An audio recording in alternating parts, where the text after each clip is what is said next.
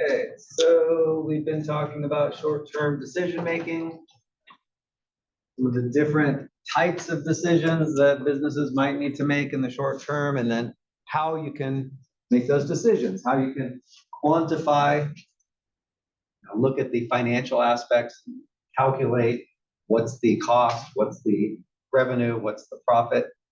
And we also looked at some qualitative considerations, right? Things that are not quantifiable or financial necessarily, but might also be important factors to consider. We looked at the difference between short and long-term decisions. Obviously, short-term decisions have a short-term impact, right?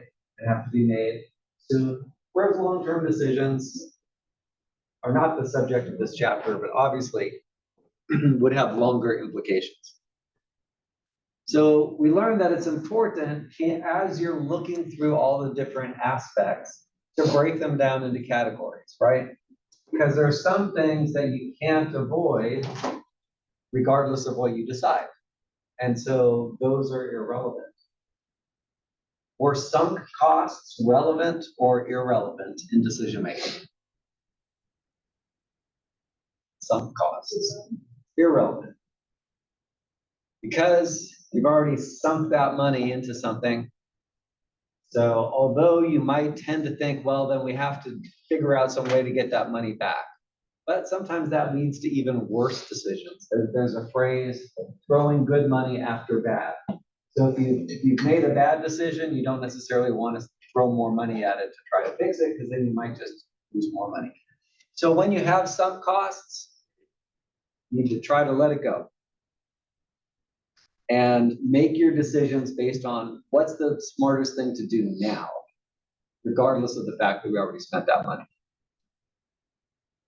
Also, as you look at the different costs that are involved, we saw some situations where there were some costs that were not sunk costs, but were still not avoidable, or where it's the same cost whether you do option A or option B. So then there's no point in factoring that into your decision. What you want to look at are those costs that will differ depending on whether you choose path A or path B, those revenues that will differ between the two options.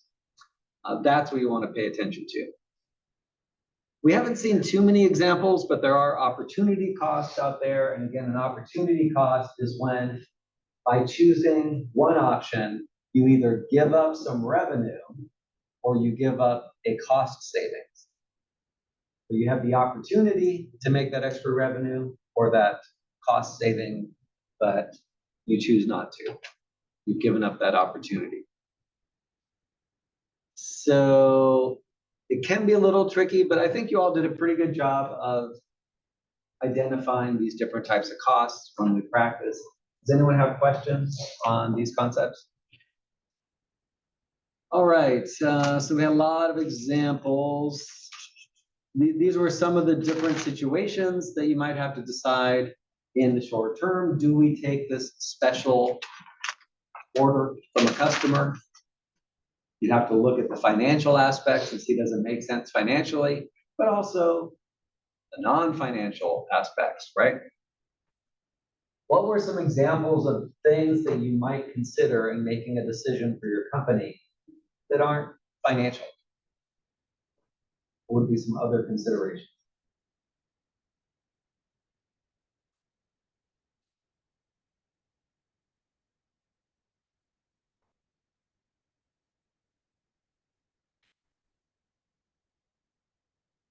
Got one, Alexander? No?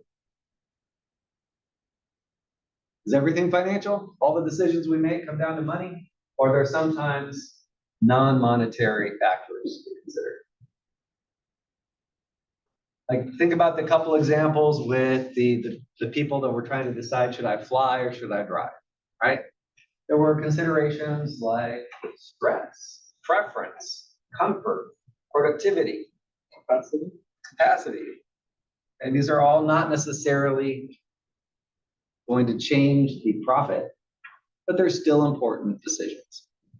Things that have to do with employee perception. whether or not the company wants to work with a particular customer, right? Not all customers are worth having as customers. There's some where it's like, no, go to our competitor. We really don't need your business. So that's not financial.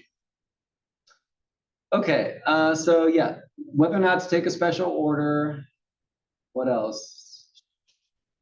There's another, I think that was another special order, yeah. And that's special orders, whether to make or buy.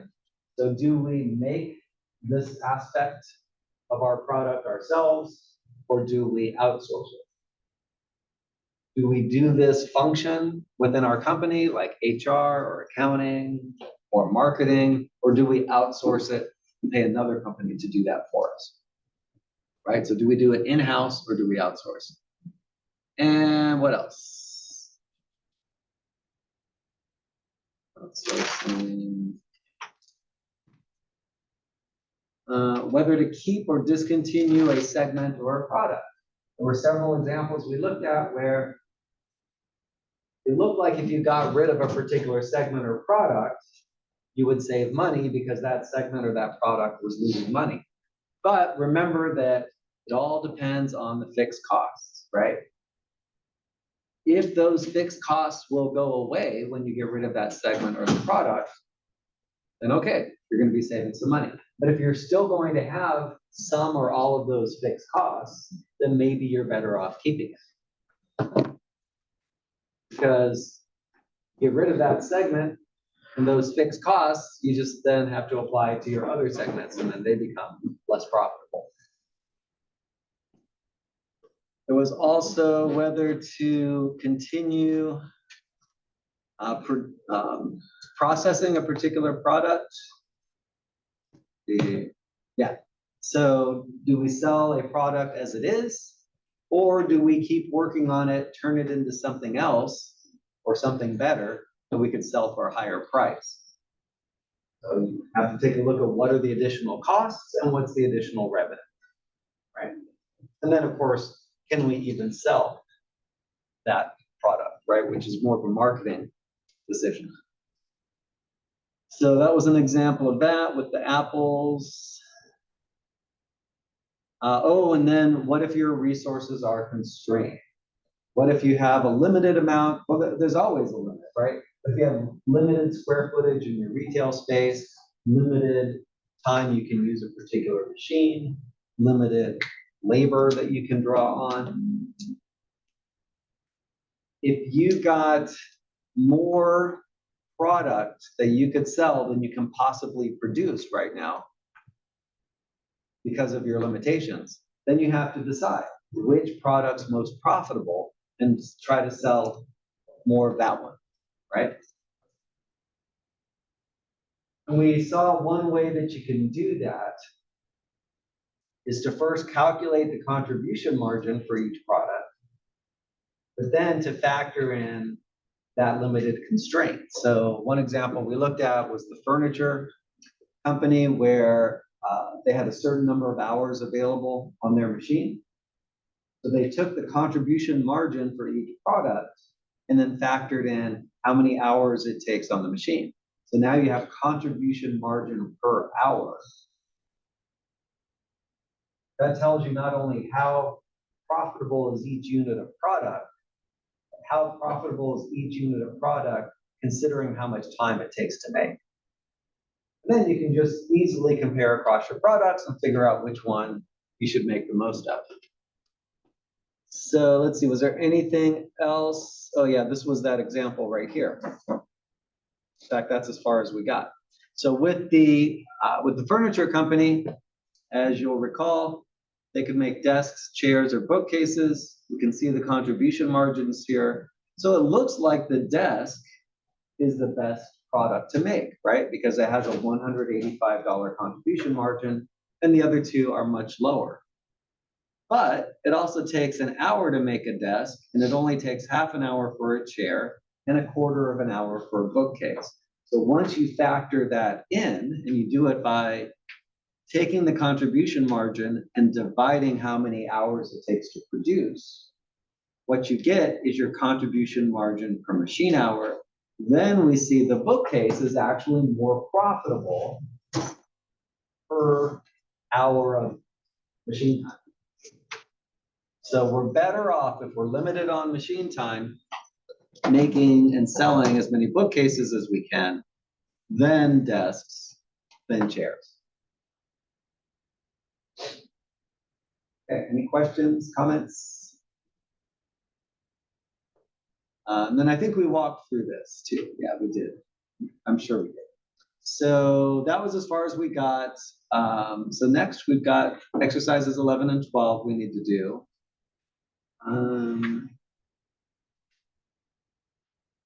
But we'll get to that in a minute.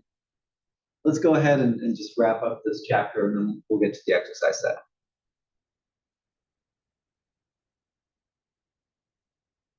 Yeah. Number 12.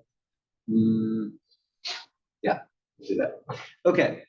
So have you been over here to Starbucks in the student center and notice they've got a little area? Well, okay, I haven't checked for a while, but one time I did see they had a little place there where they had used coffee grounds that you could take.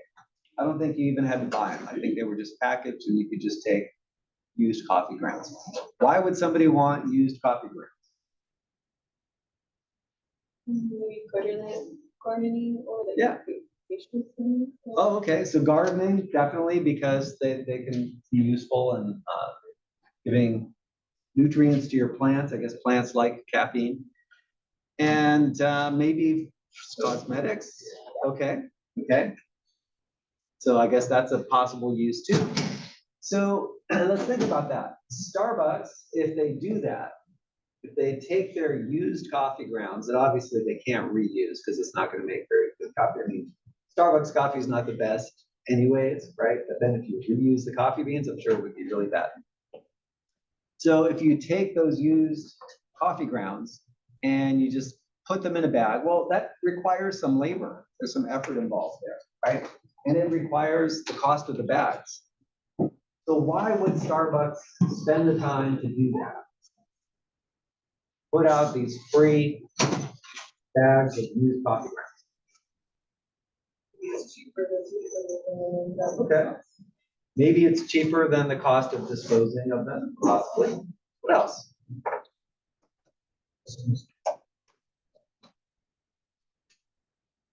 Okay, so it's like a reward for the customer that, hey, you know, we appreciate you, and if you want, you can take this. People might come just to pick up coffee grounds and then end up buying some coffee while they're there. So from a marketing standpoint or brand development standpoint, it could be good. What are some other reasons you might, as a company, do something like that?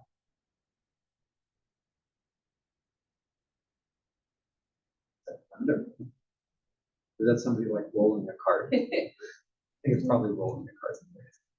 So why else might you do that if you're Starbucks? Could it be that Starbucks actually cares about the environment? Would rather people take these free coffee grounds instead of having to go and buy some synthetic fertilizer for their plants? Maybe. Or at least it makes it look good, right? It makes it look like Starbucks is doing something positive for the environment. That could be positive from a branding and marketing standpoint.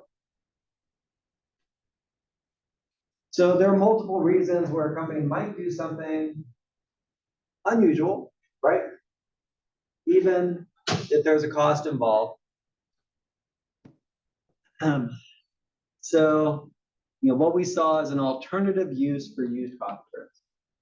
And it's kind of interesting how there's a market for almost anything you can imagine. You can think about the weirdest possible product or byproduct. There's probably somebody out there that's willing to buy it if you can find that customer. So even things that we think of as trash, sometimes, well, what's that saying? One person's trash is another person's treasure, right? So if you're Starbucks, would there be financial considerations on whether or not to bag up these used coffee grounds and put them out for free? Is there a financial consideration there? Yeah. Like I said earlier, there's the labor, there's the cost of the bags, And your workers could be doing something else with that time. They could be making coffee instead of filling the bags, right? So there's a financial consideration, and then as we've discussed, there's some non-financial considerations, things like brand development, things like social responsibility and sustainability would be non-financial. So those would be qualitative factors versus the financial quantitative factors. Do you think quantitative and qualitative components both lead you to the same decision? I'd give that a hard no. Companies that only think about profit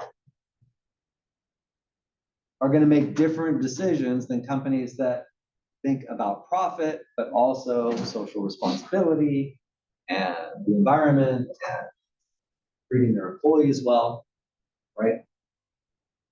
Those non-financial qualitative considerations can lead to different decisions than if you only think about quantitative financial decisions. All right. Did I ever tell you the Pinto story, the Ford Pinto? It's a famous case that you almost always learn about in business school, where Ford, which is a good company overall, but there was a time back in the 70s, they were trying to compete with Japanese imports. And so they came out with a very cheap car called the Pinto. My first car was Pinto, so I was lucky. By the time I got my Pinto, it was not the kind that exploded. Because the earlier Pintos, if you hit them from the back, they would explode. And Ford knew this. They had put the gas tank in the back of the car for some reason. And they had tested it out. And they found out that if it gets hit from the rear, it would explode. And they had a choice. They could put this $11 part that would insulate the gas tank, $11 per vehicle, that would keep it from exploding. And they looked at that, they crunched the numbers, and they said, okay, if we don't put in that part, we're going to save $11 per car. We're going to have some lawsuits because of all the injuries and deaths. But even with the cost of the lawsuits, we think we're going to come out ahead. So let's not put in that $11 part, which was completely a quantitative financial decision. It turned out to be a very bad business decision for Ford because it cost them way more than they thought. But even if they were right on the profit impact, obviously ethically, that was a bad decision, right? And I think Ford has become a much more ethical company since then. But at the time, in fact, the people involved with that decision were interviewed after the fact and were asked, why did you all make this decision? You knew people's lives were at stake. You knew that accidents were going to happen. And the response was, we didn't really think about that. We were so focused on the profits that we looked at the external costs of people's lives as irrelevant.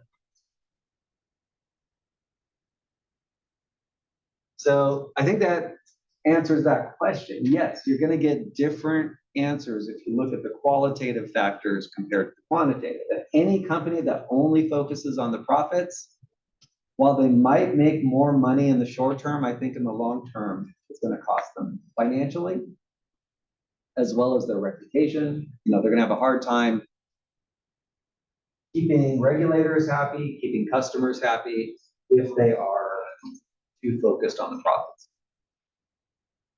Right? You have to have profits, but you don't have to have so much profit that you become unethical and irresponsible. So that leads us to our summary slide here. Again, we were talking about short-term decision-making in this chapter. You need to look at what information is relevant to the decision, right? Which considerations are going to be relevant in this decision and which are not going to be relevant. And that helps you focus, right? decide which things not to focus on and which to focus on. So examples were whether or not to accept a special order. Of course, you can look at the financial consideration of that. How much extra profit, how much extra cost are you going to have in making that decision? And qualitative factors as well. Whether or not to outsource or do that thing by yourself within the company. Whether it's a component, whether it's a function of your business, do you do it in-house or do you outsource? Do you keep a product or a business segment that's underperforming? You can analyze that quantitatively, right? But remember to look at those fixed costs. Do you process a product further or sell it as it is? Again, you can look at that both quantitatively and qualitatively. And if your resources are limited, which product should you prioritize, right? The one with the highest contribution margin per hour or whatever the resource is that's limited, that one would be the one that you'd want to sell the most of. So that's what we've covered in this chapter. I do want to go back and we'll do exercise 12. I think we can do 12 first. 12 and 11 are related to each other, but let's see if we can do 12 first and then we'll go on to 11. Anyone have questions? All right, so exercise 12.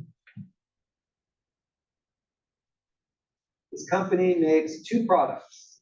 They have shorts and they have pants. Each product goes through the cutting machine.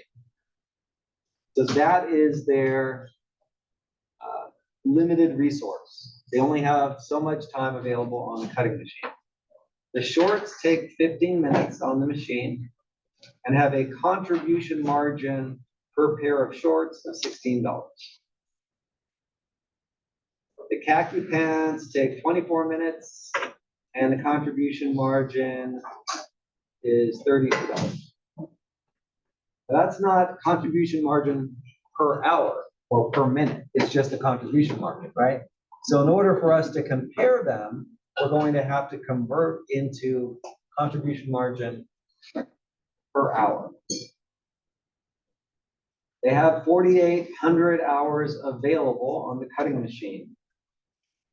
And they can sell at least 3,000 units of each product. So from a marketing standpoint, that's what they know that they can sell. So they might as well have 3,000 of each product. But if they've got extra time on the machine, they could make more of one of the products. So which one should they make more of? What we're going to do here is we're going to calculate how much of each product they should produce. All right? How would we do that? We could say, well, they should make 3,000 of each. But again, they might have more time available. They might be able to make extra of one product. How do we figure out which product and how much extra they can make?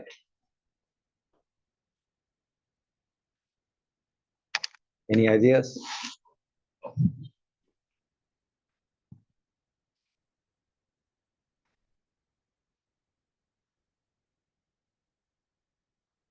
Well, let's start with what we know. The shorts have a contribution margin of $16, right?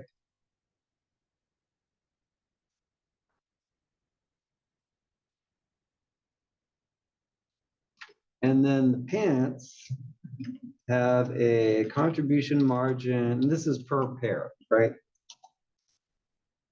I don't know why we call it a pair of shorts and a pair of pants, but that's what we say, right? So it's just one, but we call it a pair. So for one pair of pants, the contribution margin is $32. Twice as much as a pair of shorts. But we have to factor in how long they take to make. How would we do that? Divide the price Okay.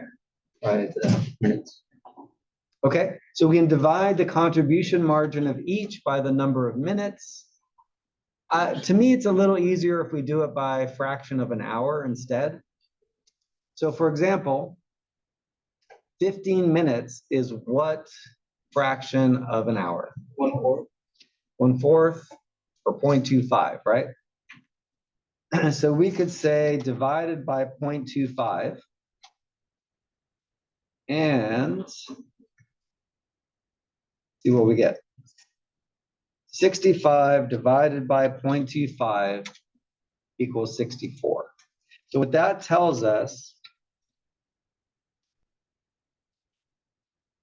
if each pair of shorts has a $16 contribution margin, which again is the sales price minus the variable costs, and you divide that by 1/4 of an hour because that's how long it takes, then that means in an hour, you have $64 of contribution margin if you're making shorts. So let's do the same thing here for the pants. Now the pants take 24 minutes. How do we figure out what fraction of an hour that is? Oh, bless you. What would we do? How would we figure out what fraction of an hour is 24 minutes?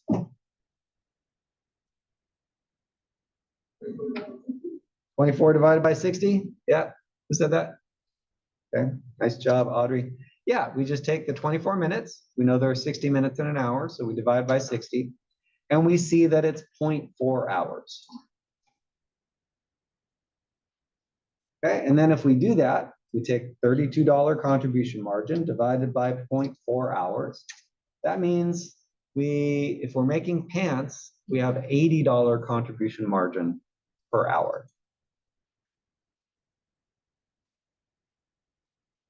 Okay, so what we did is we took the contribution margin of each, divided it by what fraction of an hour it takes to produce. If we don't know the fraction, it's the number of minutes divided by 60. And then that gives us contribution margin per hour. So obviously it's higher for pants. The pants are more profitable when we factor in the amount of time to produce them. So what that means, if we can sell 3,000 of each type of product, we should make 3,000 pairs of shorts. And we should make more than 3,000 pairs of pants because they're more profitable, right? If we don't sell all the pants, well, that's okay. We know we can sell at least 3,000 of them, and if we sell the extra ones, it'll be more profitable than if we sold extra shorts. So to answer the question, so far we know that we'll make 3,000 pairs of shorts. But then how do we figure out how many pairs of pants we can make?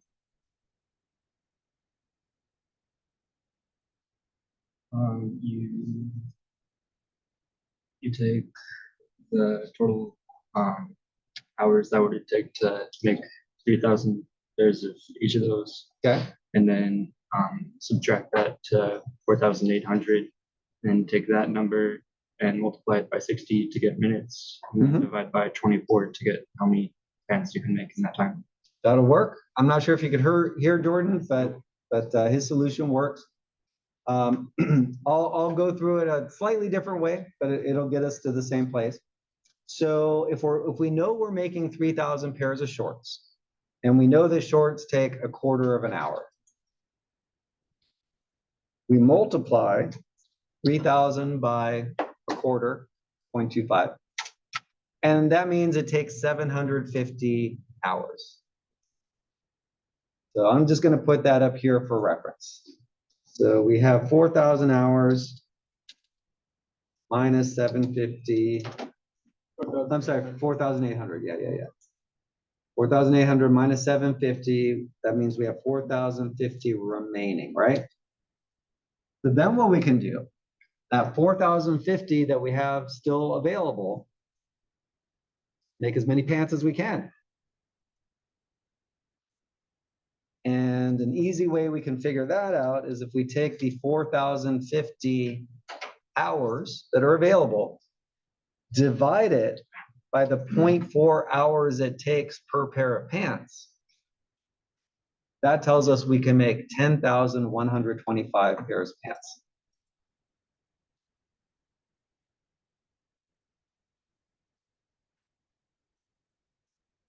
Okay, so we took the total number of hours minus the 750 it takes for the shorts.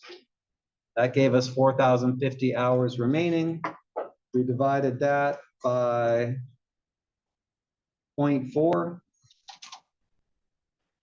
And that gave us the 10,125.